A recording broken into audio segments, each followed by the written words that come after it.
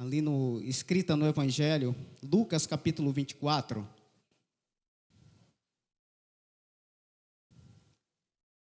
Expectativas frustradas ou esperanças frustradas como tema. Eu quero ler apenas o versículo 21, depois eu falo um pouquinho do texto, mas apenas o versículo 21 que diz assim: E nós esperávamos que era ele que ia trazer a redenção a Israel, e hoje é o terceiro dia desde que tudo isso aconteceu. Senhor, aqui é disposta a tua palavra, peço que o teu Espírito Santo, assim como naquele dia a tua palavra ardeu nos corações que a ouviu, seja assim com a minha vida, que a tua palavra venha arder, queimar no meu coração, da mesma forma ao transmiti-la, que a tua graça faça com que as pessoas sejam marcadas pelo Senhor. Tanto aqueles que estão aqui presentes, tanto quantos estão nos assistindo, que o Senhor o marque vida de pessoas, por meio da tua palavra, em nome de Jesus. Amém. Esse é um texto que fala de dois discípulos que seguem um caminho, vai o caminho de Emaús, uma aldeia, e eles vão entristecidos ali naquela caminhada, sem esperança, né? Estão seguindo viagem, mas não estão muito legal, né? O acontecimento é que Jesus ali foi entregue, Jesus foi crucificado, Jesus foi morto, e esses discípulos estão muito desanimados. E eles seguem caminho ali, conversando um com o outro, contando da história, só que naquele momento que eles estão caminhando, Jesus se aproxima deles e começa a ouvir a conversa deles. Jesus vai caminhando com ele e ouvindo a conversa deles, e Jesus pergunta para eles assim: vocês estão conversando sobre o quê? E eles olham para Jesus e falam assim: tu é o único que não sabe, né? Eles dão uma queimada, Jesus. Tu é o único que está por fora do que está acontecendo aqui, das coisas que aconteceu. Aí Jesus torna, né, brincar com eles, eu penso assim, fala assim: que coisa é que você está falando? E eles dizem assim: não, você não sabe, Jesus de Nazaré, poderoso em obras, poderoso em palavras, não sabe o que aconteceu com ele?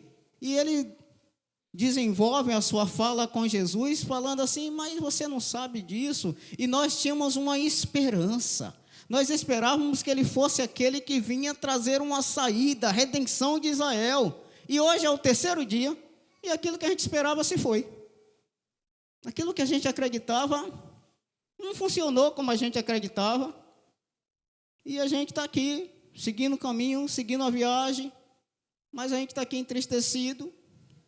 E a gente percebe aqui os discípulos, eles meio que presos às circunstâncias, ao momento, ao que estava acontecendo. Eles não estavam entendendo que aquele momento de crucificação, aquele momento de morte de Jesus estava apontando para algo já que estava escrito, algo que tinha sido predito. Mas eles pararam no tempo, na crucificação, na morte, e não estavam vendo o sinal do que estava por vir ali.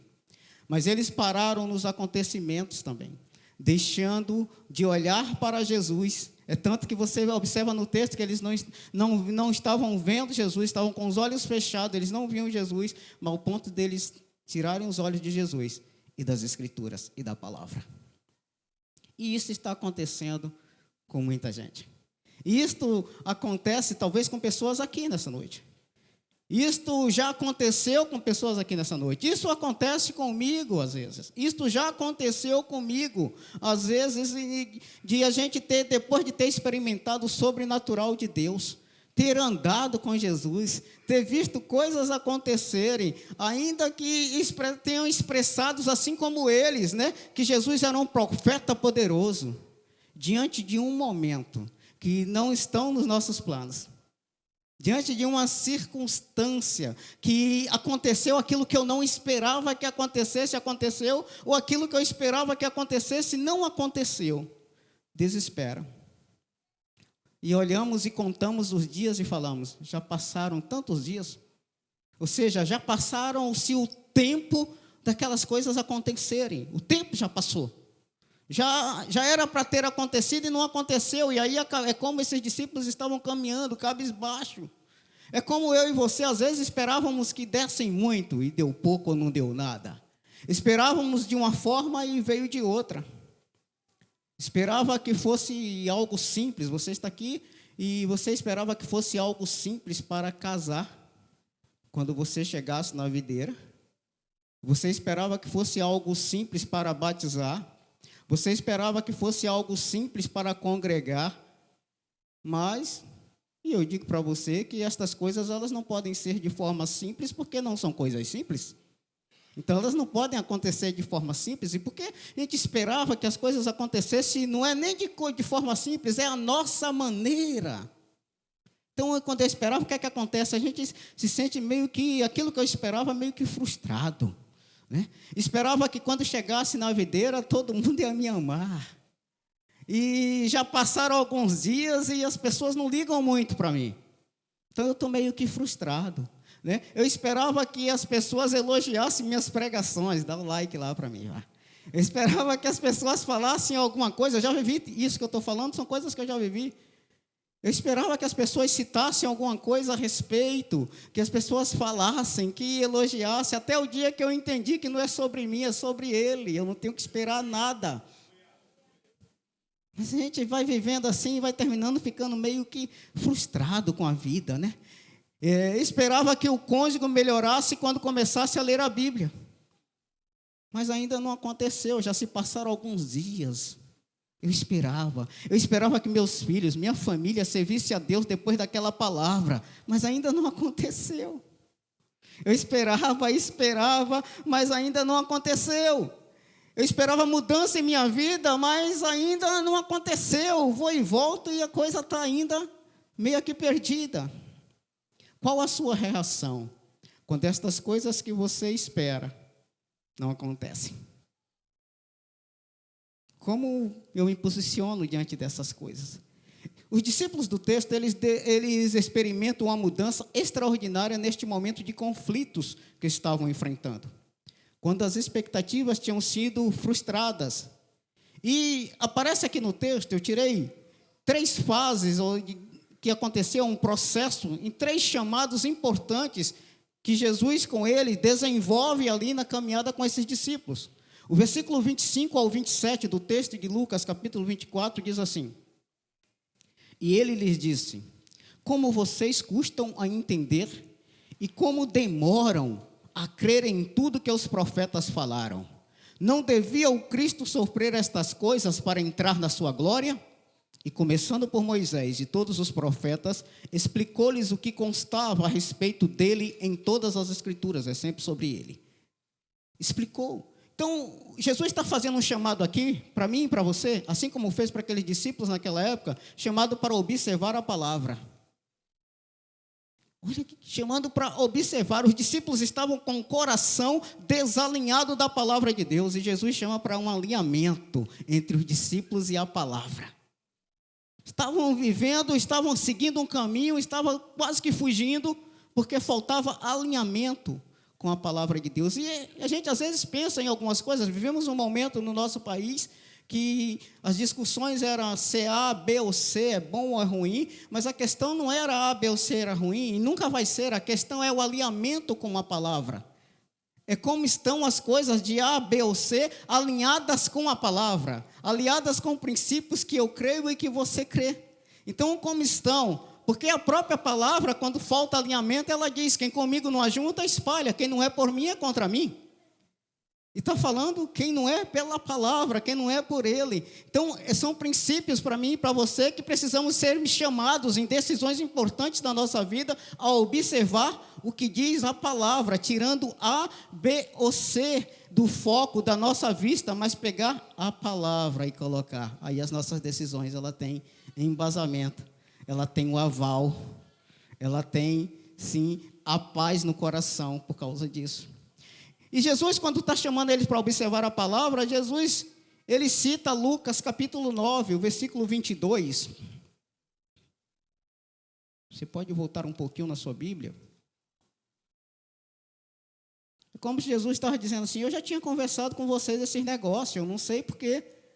Eu já tinha tratado esse assunto com vocês quando eu estava aí com vocês, eu não sei porquê esse choque todo. Eu não sei o que está acontecendo com vocês, estão tão perdidos em coisas que eu já falei. E ele chega em Lucas capítulo 9, no versículo 22.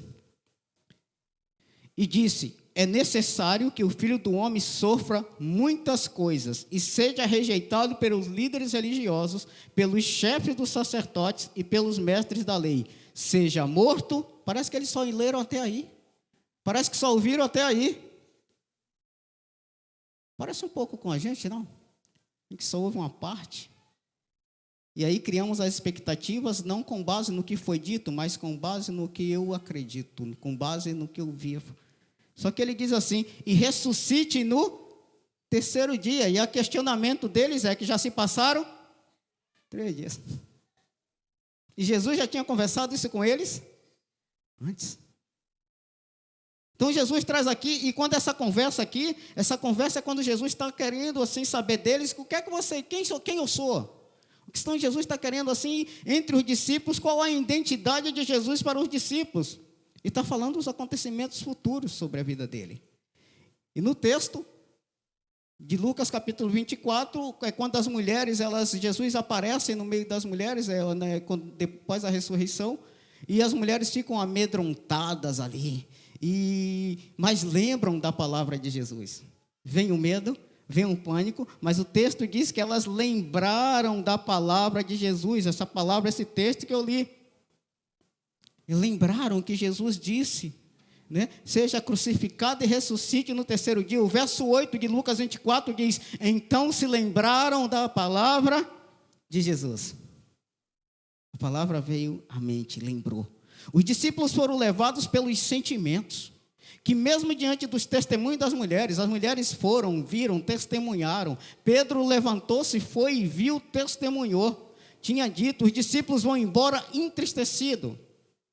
A esperança estava nas coisas como eles criam que iriam acontecer. Quantas pessoas estão tristes hoje porque colocou as esperanças nas coisas da forma que acreditavam que iam acontecer? E inclusive alguns acreditamos em profecias, que a gente acredita em profecias, mas as pessoas misturam muito profecia com aquilo que ele acredita. Aquilo é uma fé para mim, mas aquilo Deus não me dá o direito de eu transmiti-la como que Deus se estivesse falando. Eu posso acreditar em um monte de coisa, eu posso acreditar que na próxima semana aqui 50 pessoas vão se converter. Eu posso acreditar isso, mas eu não posso dizer que Deus está dando uma profecia que 50 pessoas vão se converter nesse lugar. Eu preciso ser responsável com aquilo que eu vou falar. E às vezes as pessoas usando de fé, usando do que acreditam para si, transmite isso como se fosse algo que Deus planejou para um povo. E a gente precisa ter cuidado, e a Bíblia, e a própria Bíblia que manda a gente, né, observar a palavra, manda a gente observar as profecias. Observar o que é que está dito a respeito dos acontecimentos. E eles aqui, eles estão esperançosos, mas da forma que ele cria. E muitas pessoas estão se perdendo no tempo, se perdendo na vida, porque esperam. Tem um texto no livro de 1 Coríntios 15, 19, diz assim, na nova tradução, na linguagem de hoje, diz assim: se a nossa esperança em Cristo só vale para esta vida, nós somos as pessoas mais infelizes deste mundo. Se a nossa esperança em Cristo, se nos apegarmos à esperança em Jesus, acreditar num dia melhor, num país melhor, num futuro melhor, numa família melhor, numa igreja melhor, numa vida melhor, se ela se limita apenas nessas coisas, nós somos os mais infelizes. Tem uma versão que diz: somos os mais miseráveis de todos os homens. Nós cantamos: Senhor, Tu és a minha esperança. És o meu socorro, minha segurança. A nossa esperança é estar em Deus. Porque estar abatido a minha alma, o salmista faz uma conversa, uma pergunta dele para ele mesmo, e fala: espera tão somente em Deus. Dele vem a minha salvação. Então, a esperança dos discípulos estava viva, mas os discípulos perderam a esperança porque eles tinham enxergado um morto. Eu não sei como está você. Eu não sei como está a sua esperança de vida, né? Mas você tem um Cristo que não foi derrotado quando morreu, mas sim a sua morte foi a vitória, Ele foi vitorioso. E precisamos dessa importância aqui. Jesus chama os discípulos a observar a palavra, a importância de mergulharmos na palavra, a importância de um devocional diário.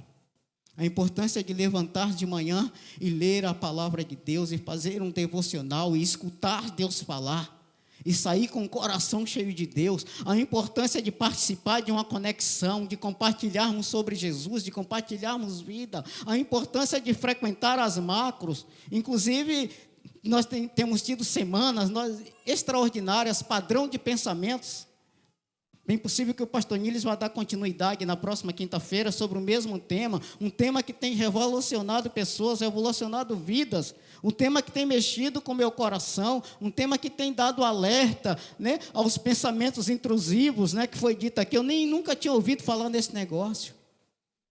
Nós temos tudo isso aqui. Minha filha mandou uma mensagem para mim, impactada, disse assim: eu não sei porque eu demorei tanto de estar congregando nesse lugar com o Senhor, na comunidade videira, quanta transformação, quanto estudo, e depois ela assistiu a live de Niles com o pessoal, quanta coerência.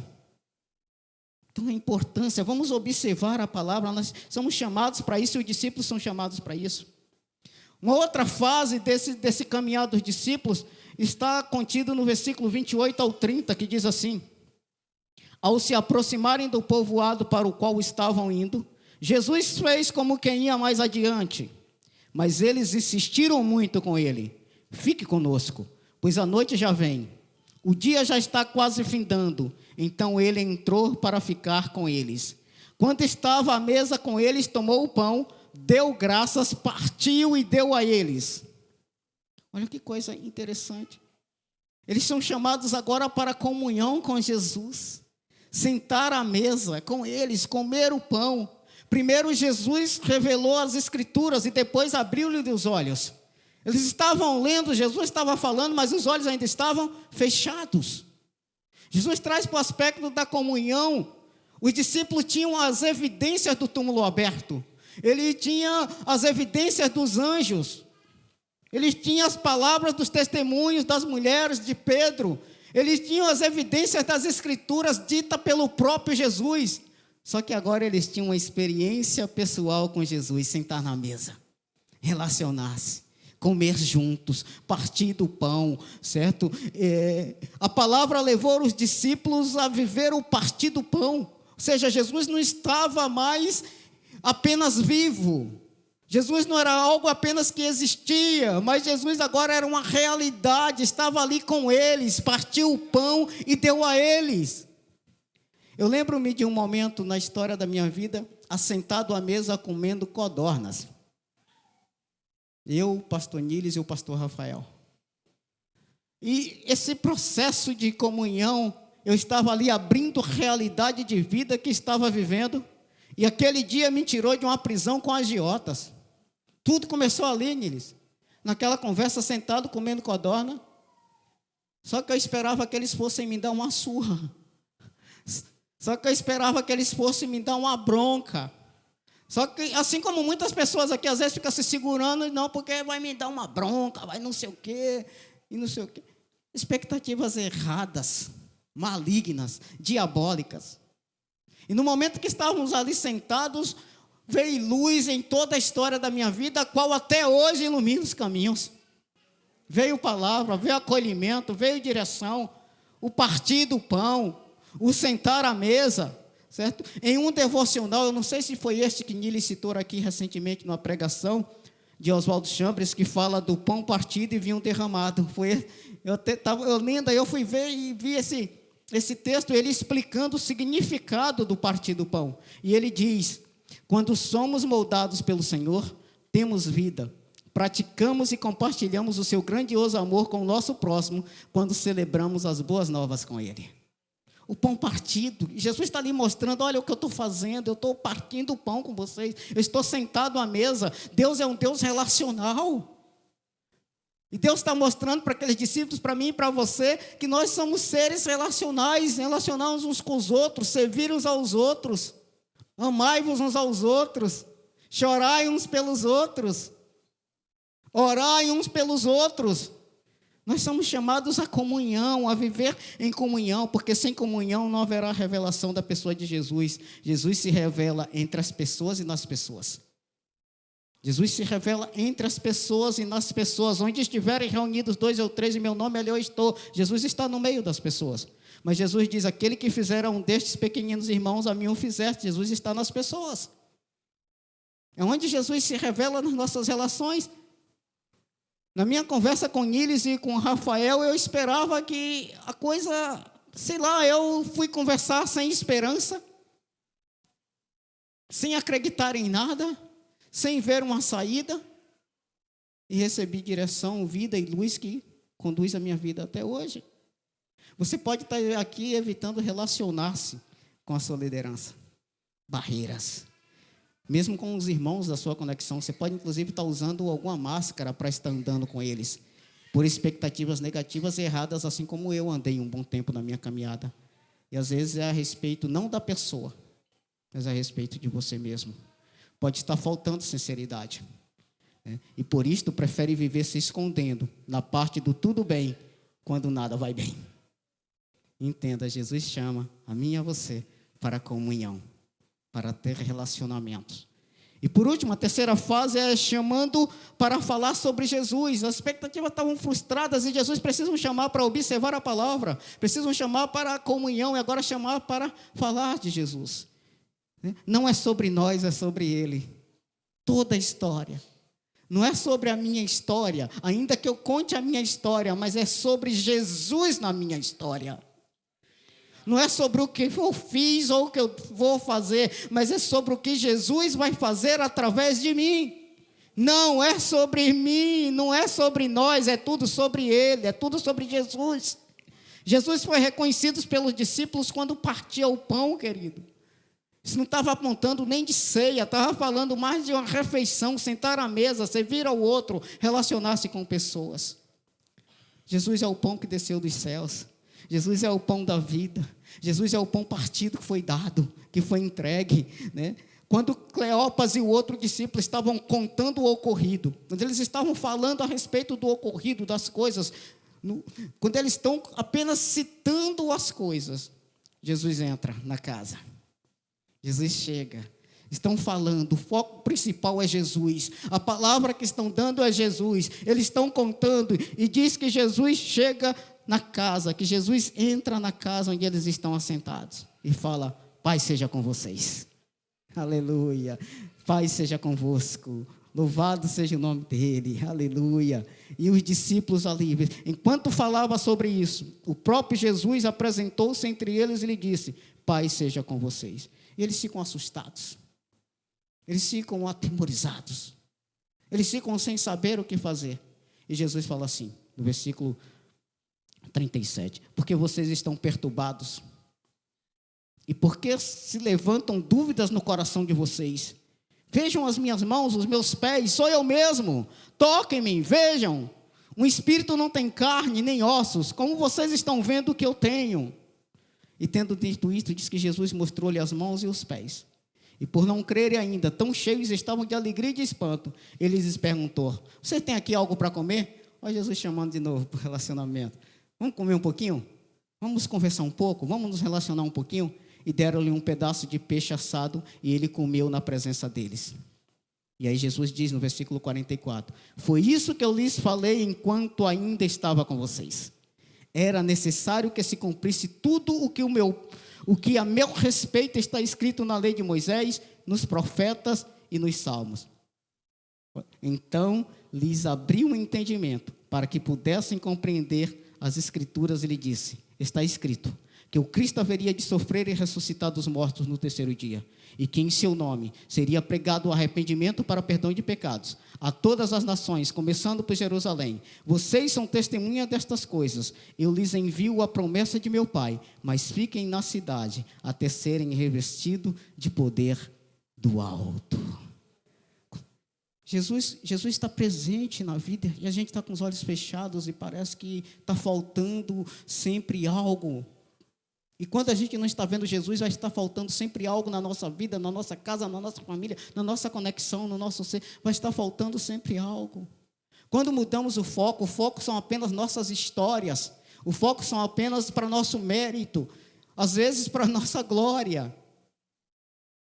Jesus não está ali, Jesus não entra. Mas quando o foco é Ele, quando a palavra é Ele, quando nós meditamos outro dia na conexão à mensagem, quando a mensagem é o próprio Jesus, quando a mensagem é a vida de Jesus, quando a mensagem é Cristo, Ele está conosco. Em Mateus 28, 19 diz: façam discípulos de todas as nações, ensinando a guardar todas as coisas, e eis que eu estou convosco todos os dias, até a consumação do século. Eu estou presente.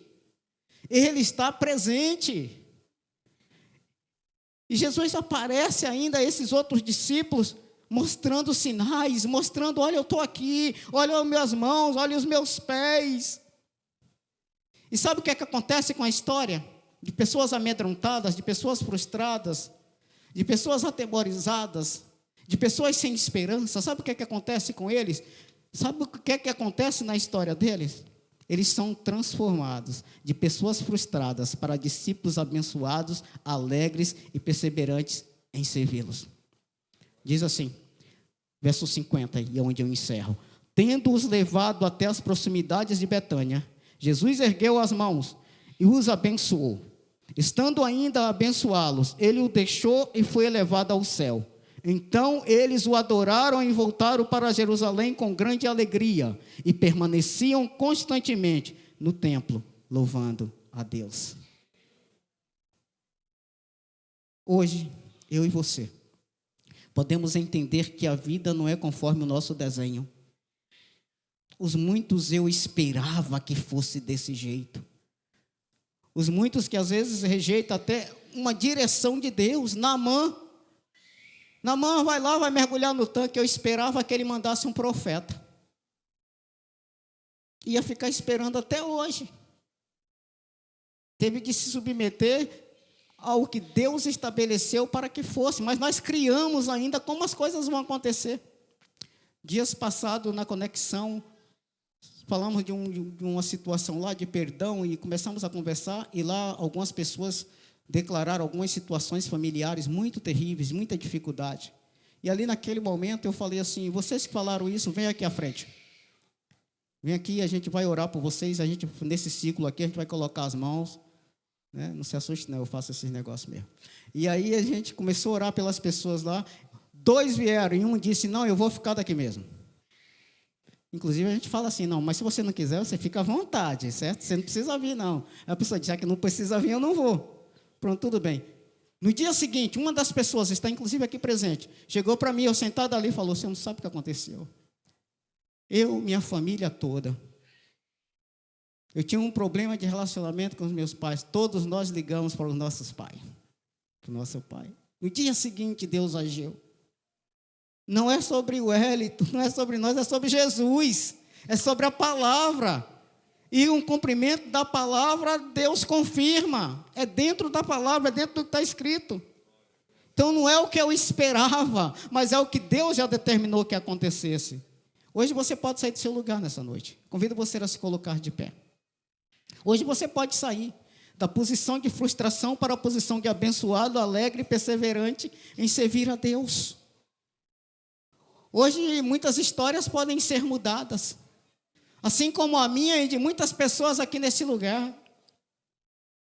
É horrível a gente andar em cima de uma circunstância que não foi favorável, que não foi como eu queria, que não foi como eu desejava, que não foi como eu vi, não vai ser nunca, vai ser como Deus quer. É por isso que nós chamamos você para a entrega. É por isso que nós não chamamos você: traga o seu problema, mas traga a sua vida. Não é traga a situação A, B ou C, traga a frustração tal. Jesus não quis apenas dar uma palavra para eles. Jesus não quer apenas dar uma palavra para mim e para você nessa noite.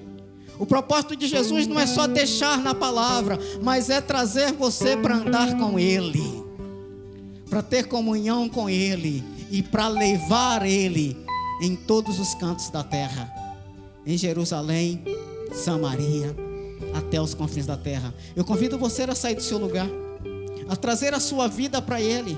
Juntamente, você que chegou aqui nessa noite e que em algum momento aqui você disse: é comigo, eu estou frustrado mesmo com essa história de vida, eu não esperava que fosse desse jeito não, eu esperava que a vida fosse diferente, Mas a vida nunca vai ser diferente a partir de você. A vida é diferente a partir de Jesus.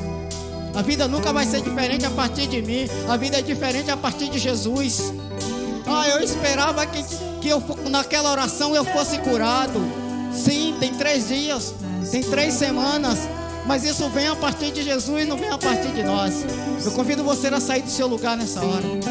Assim como Jesus ergueu as mãos naquele momento. E o texto é claro quando diz que Jesus ergueu as mãos e os abençoou. Ergueu as mãos e os abençoou. Ergueu as mãos e os abençoou. Da mesma forma, isso que nós estamos cantando aqui agora, a maravilhosa graça de Deus, nós vamos erguer as mãos sobre a sua vida. Cláudio, Mateus, nós vamos colocar as mãos sobre a sua vida, abençoando, assim como foi naquele dia, Jesus o abençoou, abençoando. Feche seus olhos, feche seus olhos, cante essa canção com os olhos fechados.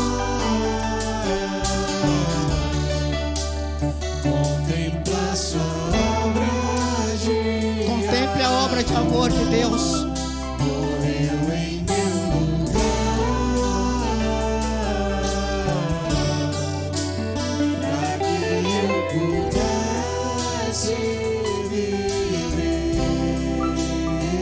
Aleluia, aleluia. Pode vir, pode vir.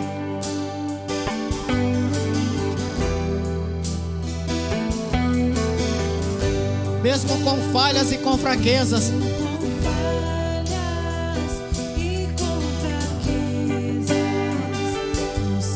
Aleluia.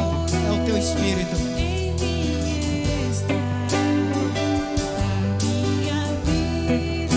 É um instrumento.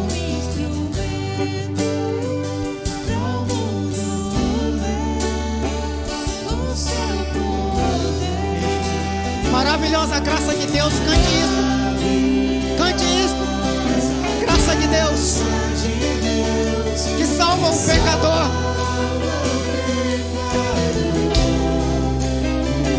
Perdido andei, mas Cristo me achou. Aleluia, aleluia.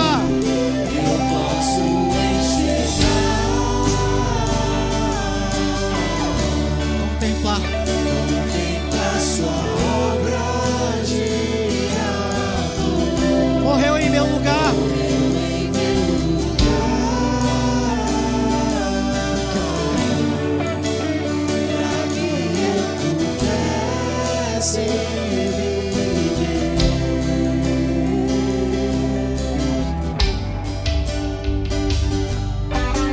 Fale com Ele. Fale com Ele. Agradeça, Senhor, obrigado por esta graça que me alcançou. Um pecador perdido, fui achado, fui encontrado por Ti, Senhor. Rasgue, anule, arranque de dentro de você toda frustração, todo rancor, toda mágoa. Seja livre nessa noite em nome de Jesus. Tenha um encontro com a graça de Deus sobre você nessa noite.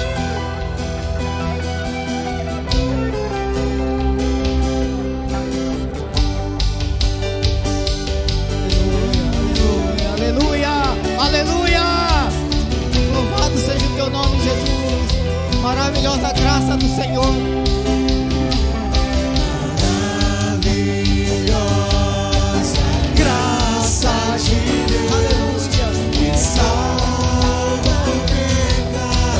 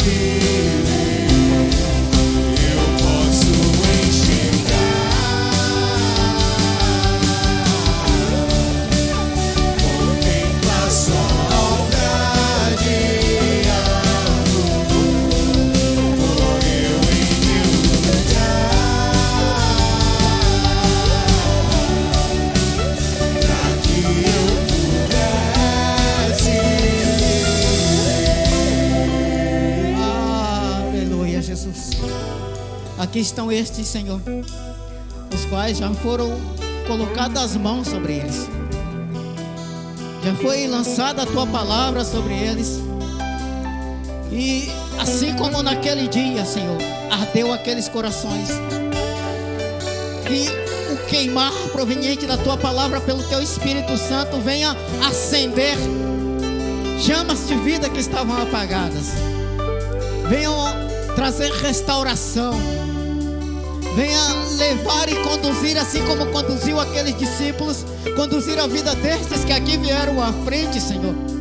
Conduziram a vida de comunhão com o Senhor, e uma vida de serviço, uma vida de viver dentro de tudo que o Senhor estabeleceu, de compromisso com a tua palavra. Nós abençoamos essas pessoas, saem daqui nessa noite abençoados, livres, leves, soltos, curados, renovados, restaurados, alegres e dando a vida a serviço do Senhor. Te agradecemos, ó Deus, pela vida de cada um destes que aqui nessa noite veio à frente, determinados a saírem daqui abençoados, crendo, Senhor, crendo que tu morrestes em nosso lugar, para que nós pudéssemos viver. Podemos contemplar, aleluia,